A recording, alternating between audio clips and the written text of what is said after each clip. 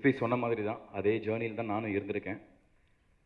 என்னோட ஒவ்வொரு படத்துக்கும் வந்து ஸ்டேஜில் சொல்லுவாங்க இந்த மாதிரி இப்போ இல்லைங்க இந்த படத்தோட வெற்றி விழாவில் நம்ம சந்திப்போம்னு.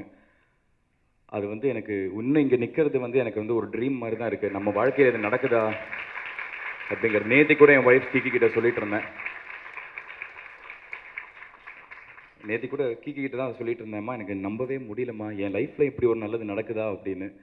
ஸோ இந்த வெற்றி படம் இதை வெற்றி படமாக ஆக்கிய பத்திரிகை நண்பர்கள், ஊடக நண்பர்கள், மக்கள் எல்லாருக்குமே ரொம்ப ரொம்ப நன்றி. Thank you for giving me this success. இது நான் ஆடியோ லான்ச்லேயே சொல்லியிருந்தேன், இது வந்து எனக்கு ரொம்ப ஒரு ஸ்பெஷலான ஒரு ஃபில்ம் அப்படின்னு. இது ஏன் ஸ்பெஷல் அப்படின்னா வந்து ஃபர்ஸ்ட் ஆஃப் ஆல் இது எனக்கு ஒரு நிறைய பரிசுகள் இந்த படம் எனக்கு கொடுத்தது, நிறைய சர்ப்ரைசஸ், நிறைய கிஃப்ட்ஸ் எனக்கு கொடுத்தது. என்னென்னா முதல்ல வந்து எல்லாருமே வந்து நான் எல்லா யூடியூப் வீடியோஸும் பார்த்தேன், பப்ளிக்கோட ஃபீட்பேக் பார்த்தேன், உங்களோட ரிவ்யூஸ் எல்லாத்தையும் பார்த்தேன். யுனானிமஸாக எல்லாருமே வந்து என்னோட இந்த படத்தையும் சரி என்னை பற்றியும் சரி எல்லாருமே ஒரு 100% ஒரு ஆதரவு வந்து கொடுத்துருக்கீங்க.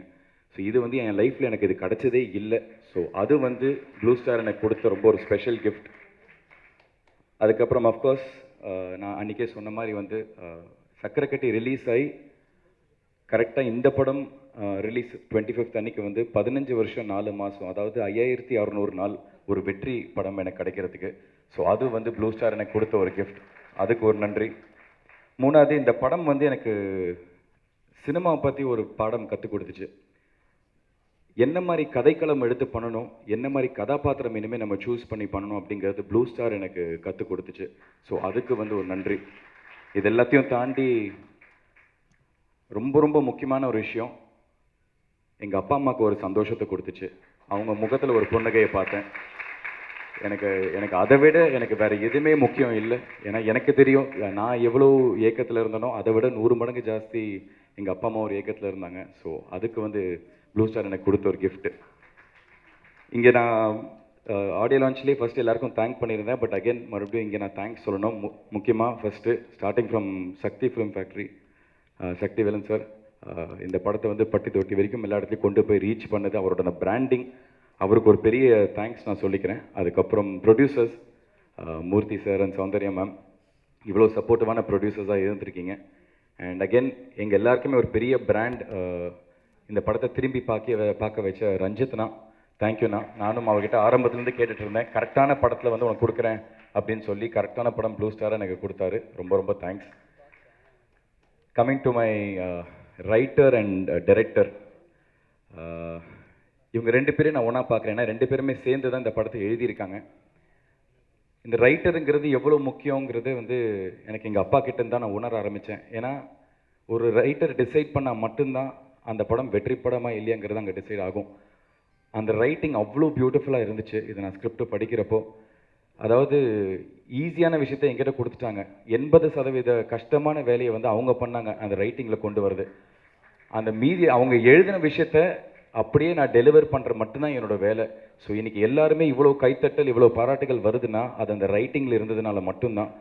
ஸோ அதனால் என்னோட ரைட்டர் தமிழ் பிரபானா அண்ட் என்னோட டைரக்டர் பிரதர் அப்படிப்பாரு. ஸோ பிரதர் ரொம்ப ரொம்ப தேங்க்ஸ் பிரதர். அதுக்கப்புறம் இந்த படத்தில் ஒர்க் பண்ண மற்ற டெக்னீஷியன்ஸ் இதெல்லாம் தான் அன்றைக்கி நான் அடக்க முடியாமல் அன்றைக்கி நான் மறந்துட்டேன். டிஓபி தமிழ் பிரதர், 20 நாள் ஷூட்டிங் முடிச்சுட்டு ஒரு நாள் ரூமுக்கு நானும் அசோக் பிருத்திலாம் போயிட்டு இருந்தோம். அப்போ வந்து என்னை கூப்பிட்டாரு, ப்ரோ ஒரு நிமிஷம் ப்ரோ அப்படின்னாரு. என்ன பிரதர்ண்ணா, இந்த நீங்கள் இப்படி பேட்டிங்கில் நிற்கிறீங்க, அப்போ பால் இந்த பக்கம் இப்படி போயிட்டே இருந்துச்சு, அப்போ அம்பையர் ஆகணும் இப்படி கையை தூக்கிட்டு இருந்தார் அப்படின்னா என்ன பிரதர்னாரு. பிரதர் என்ன பிரதர் சொல்கிறீங்கன்னு. இல்லை பிரதர் இப்படி நின்றுருந்தீங்களா. இல்லை பிரதர் அதை சொல்லலை, நீங்கள் என்ன கேட்குறீங்க உங்களுக்கு புரியுதானே. இல்லை பிரதர் புரியலன்னு தான் கேட்குறேன். உங்களுக்கு கிரிக்கெட்டை பற்றி ஏதாவது தெரியுமா பிரதர். பிரதர் சுட்டு போட்டால் எனக்கு வராது கிரிக்கெட்டு, அதோட ஏபிசிடியே தெரியாது, எனக்கு பிடிக்கவும் பிடிக்காது. யாராச்சும் கிரிக்கெட் ஆடிட்டு இருந்தாங்கன்னா அங்கே போய் பாலை திருடி உள்ளே போய் ஒழிச்சு வச்சிருவேன், மேட்ச் ஓடிட்டுனா ப்ளக்கை பிடிக்கி விட்டு வந்துடுவேன். ஏங்க என்னன்னா இல்லை பிரதர் அது என்னமோ தெரியல. அப்புறம் எப்படி பிரதர் இந்த படத்தில் கமிட் ஆனீங்க கிரிக்கெட் படம்னு. இதை சொன்னால் எனக்கு கமிட் பண்ண மாட்டாங்க பிரதர், அதனால சொல்லாமல் மறைச்சிட்டேன் அப்படின்னாரு. ஆனால் அதுலேயும் a lot of respect, because இந்த ஸ்போர்ட்டை பற்றி எதுவுமே தெரியாமல் அதை கற்றுக்கணுன்னு ஒரு ஆர்வத்தை எடுத்து அதை தெரியாமல் நடிக்கிறதும் ஒரு கலை தான். ஸோ அதனால் வந்து அதை கற்றுக்கணுன்னு ஒரு ஆர்வமாக எடுத்து இன்னைக்கு சினிமாட்டோகிராஃபிக்குன்னு தனியாக வந்து அவர் பேர் போடுறப்போ எல்லாரும் அவர் பர்டிகுலராக மென்ஷன் பண்ணுறப்போ அவ்வளோ பாராட்டுகள். ஸோ அவருக்கு என்னோட நன்றி. ஏன்னா எவ்வளோ ஷார்ட்ஸ் எனக்கு தெரியும். அந்த ஒரு ஹெவியான ஒரு கேமரா வந்து தோளில் போட்டு ஃபுல்லாக ஹேண்டில் வந்து ஷார்ட்ஸ் ஹேண்டில் பண்ணியிருந்தாரு. அது ரொம்ப ரொம்ப கஷ்டம். ஸோ வாழ்த்துக்கள் தமிழ் ப்ரோ.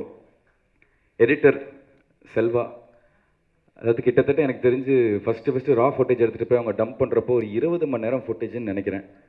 அவ்வளோ பெரிய ஒரு ஃபுட்டேஜை வந்து, ஏன்னா அவ்வளோ கிரிக்கெட் மேட்சஸ் விளையாடி இருந்தோம். ஸோ அவ்வளோ பெரிய ஒரு ஃபுட்டேஜை வந்து ஒரு 3 மணி நேரத்துக்குள்ளே சுருக்கி அதை எங்கேஜிங்காக இன்ட்ரெஸ்டிங்காக மக்களுக்கு கொண்டு போய் கொடுத்துருக்கீங்க. ரொம்ப ரொம்ப தேங்க்ஸ் பிரதர். அண்ட் ஃபஸ்ட்டு வந்து எங்களுக்கு ஃபீட்பேக் செல்வா அவர்கிட்ட இருந்தால் இந்த படம் வந்து எல்லாருக்குமே ஒரு பெரிய படமாக வரும் அப்படின்னு. ஸோ ரொம்ப நன்றி பிரதர்.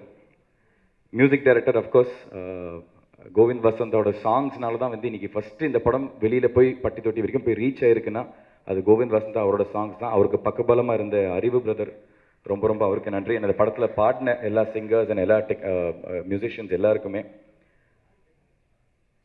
அசிஸ்டன்ட் டைரக்டர்ஸ் அங்கே இங்கேன்னு வந்து மாடு மாதிரி ஓடி ஓடி அலைஞ்சு அந்த ரோடில் பிளாக் பண்ணி ஒருத்தர்கிட்ட கண்டமேனிக்கு திட்டு வாங்குறது, அதெல்லாத்தையும் கேட்டு சிரிச்சுட்டு தேங்க்யூங்க அப்படின்னு சொல்லிட்டு அந்த திட்டெல்லாம் வாங்கிட்டு எங்களுக்கு அவ்வளோ தூரம் ஓடி ஓடி வேலை பார்த்தாங்க.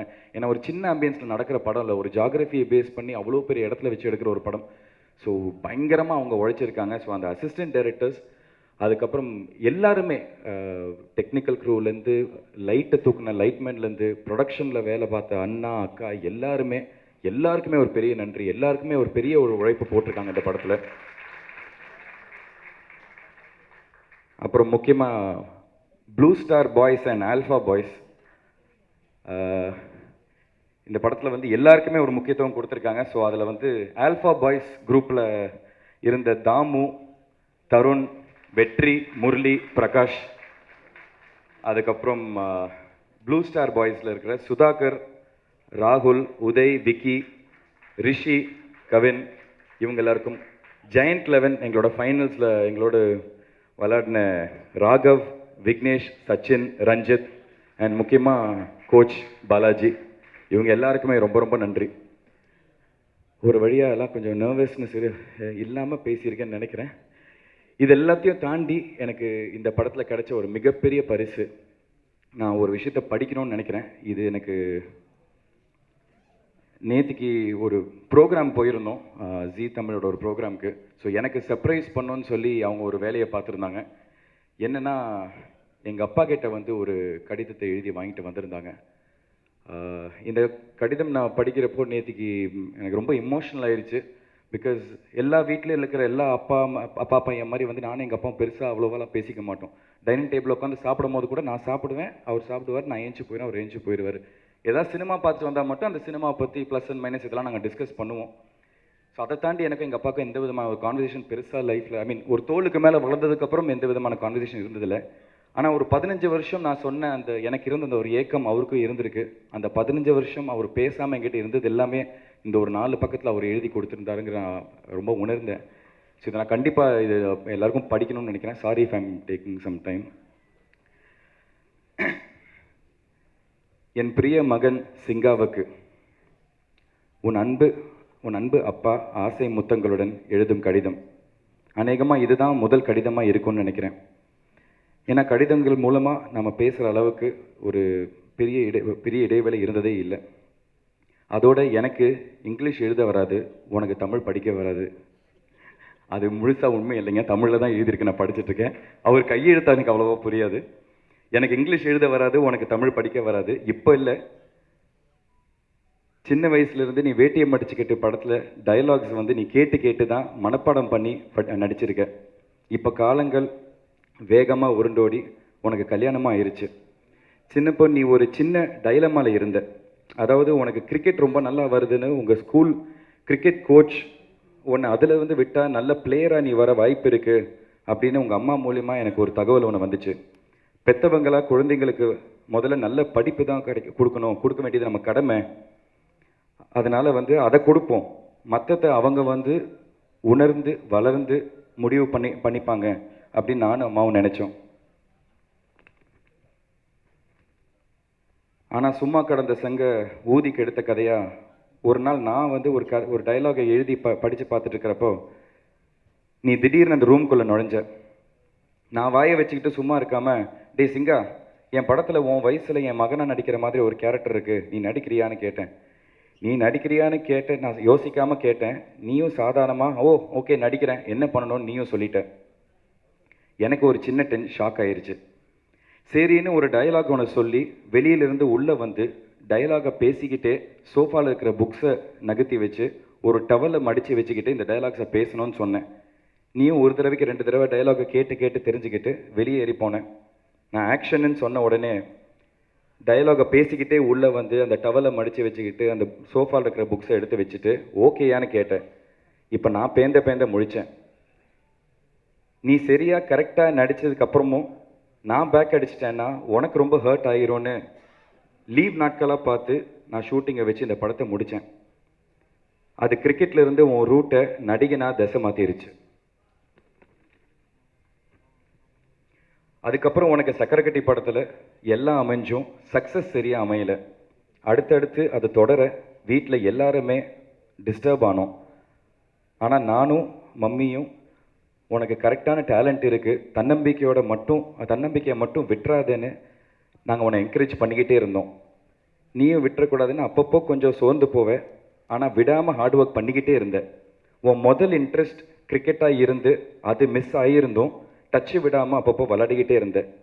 இப்போ ப்ளூ ஸ்டார் திரைப்படத்தில் ஒரு கிரிக்கெட் பிளேயராக உனக்கு ஒரு கேரக்டர் கிடச்சி படமும் சக்ஸஸ் ஆகி பேசப்படுற அளவுக்கு பேசப்படுற ரேஞ்சுக்கு உனக்கு பேரும் புகழும் இன்றைக்கி கிடச்சிருக்கு.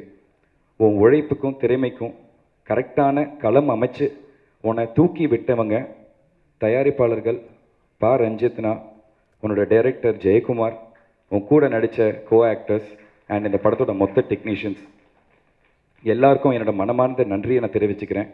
நீயும் இதை எந்த உயரத்துக்கு போனாலும் நன்றியோட இதை மனசில் பிடிச்சி வச்சுக்கோ, பதிச்சு வச்சுக்கோ சார். நான் கிழக்கே போகும் ரயில் படத்தில் ஹீரோவுக்கு கவிதை மாதிரி ஒரு வசனம் எழுதியிருந்தேன்.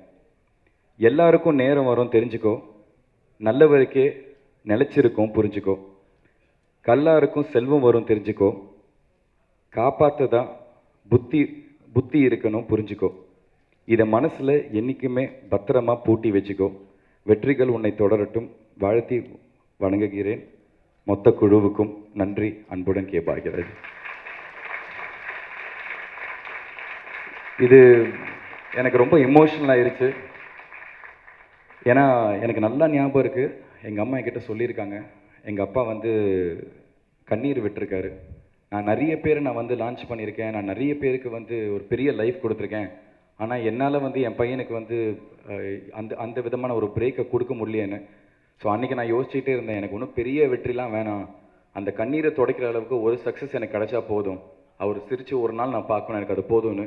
அது இன்றைக்கி ப்ளூ ஸ்டார் மூலமாக எனக்கு கிடச்சிருக்கிறது எனக்கு ரொம்ப ரொம்ப சந்தோஷமாக இருக்குது. அதை நான் ரொம்ப மனப்பூர்வமாக நம்புகிறேன்.